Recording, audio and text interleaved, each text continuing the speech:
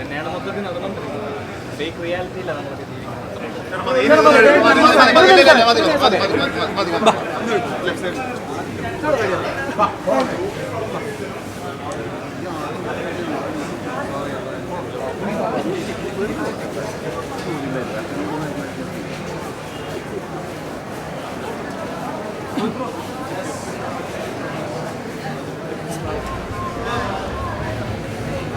ഇവിടുത്തെ ശരിക്കുള്ള വിഷയമാവേണ്ടി ശരിക്കും ഗഗനചാരിയാണ്.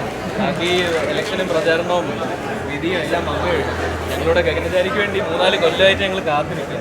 അതിൻ്റെ ഒരു ഗുഡ് വിൽ ക്രിയേഷന് വേണ്ടിയിട്ടാണ് ഞങ്ങളിന്നിപ്പം ഇവിടെ വന്നിരിക്കുന്നത്. അപ്പം മെയിൻ വിഷയം ആക്ച്വലി ഗഗനചാരിയാണ് വേണ്ടി. അതിനുശേഷമേ എൻ്റെ അടുത്ത് അച്ഛനെക്കുറിച്ചോ അല്ലെങ്കിൽ ഇങ്ങനെ ഞങ്ങൾക്കിപ്പോൾ ഇവിടെ വനിതാവിനീതയിൽ വന്നിരിക്കുന്നതിൻ്റെ സിനിമയുടെ ഇതിനാണല്ലോ, അല്ലാതെ അച്ഛൻ്റെ ഒരു വിജയാഘോഷത്തിനൊന്നല്ലല്ലോ ഞങ്ങൾ വന്നിരിക്കുന്നത്. ഞങ്ങൾ ഈ സിനിമ ഇറങ്ങാൻ വേണ്ടിയിട്ട് 3-4 കൊല്ലമായിട്ട് കാത്തിരിക്കുന്ന കുറച്ച് ആർട്ടിസ്റ്റ് ആൻഡ് ടെക്നീഷ്യനാണ്. പിന്നെ ക്യാപ്റ്റനാണ് ഡയറക്ടർ അരുൺ ചന്ദ്.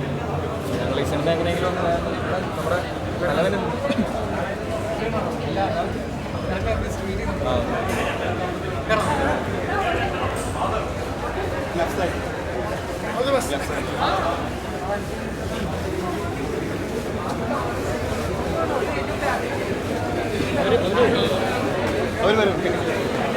അല്ല അവരെ ഞാൻ കേട്ടിക്കോളൂ.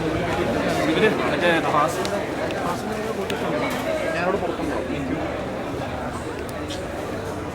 അറ്റാക്ക് ചെയ്തത് ചേട്ടൻ പറയുന്നപ്പോൾ മീഡിയാസാണ് ഇങ്ങനെ അറ്റാക്ക് ചെയ്ത് അദ്ദേഹത്തിനൊരു ചെറിയൊരു താന്നിഷ് ചെയ്യാൻ മുമ്പിൽ ഉണ്ടായിരുന്ന ആൾക്കാരെ പറ്റി നാട്ടുകാരെന്താ വിചാരിക്കുന്നതെന്ന് ആദ്യം വരുന്നത് മീഡിയക്കാരുടെ വായിലൂടെയല്ലേ. സൂക്ഷിച്ചുപയോഗിക്കുമ്പോൾ വളരെ വലിയ കാര്യം തന്നെയാണ് ചേട്ടൻ. ഈ വിജയത്തോടുകൂടി കേരളത്തിലൊരു മാറ്റം ഉണ്ടാവുമെന്ന് പ്രതീക്ഷിക്കുന്നുണ്ട്. കണ്ടറിയാനിരിക്കുന്നു. 5 വർഷം ഉണ്ടല്ലോ കാണും. മന്ത്രിയാവുന്നുള്ള പ്രതീക്ഷയുണ്ടോ? എനിക്ക് അതിനെപ്പറ്റി ഒന്നും അറിയത്തില്ല. അതൊക്കെ സെൻട്രൽ ഗവൺമെൻറ്. ഹാപ്പി അല്ലേ എല്ലാവരും? അച്ഛൻ ജയിച്ചത് സന്തോഷമാണ്. ഇത്ര ഇതിൽ ജയിക്കുമെന്ന് വിചാരിച്ചിരുന്നോ? ഒരു പ്രതീക്ഷ ഉണ്ടായിരുന്നു. ജയിച്ചു.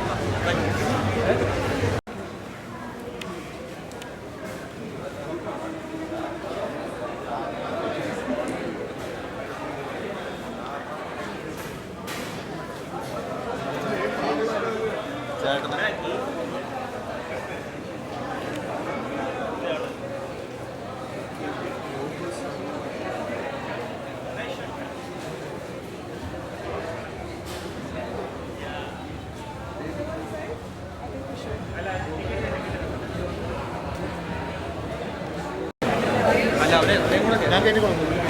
ഇവര് മറ്റേ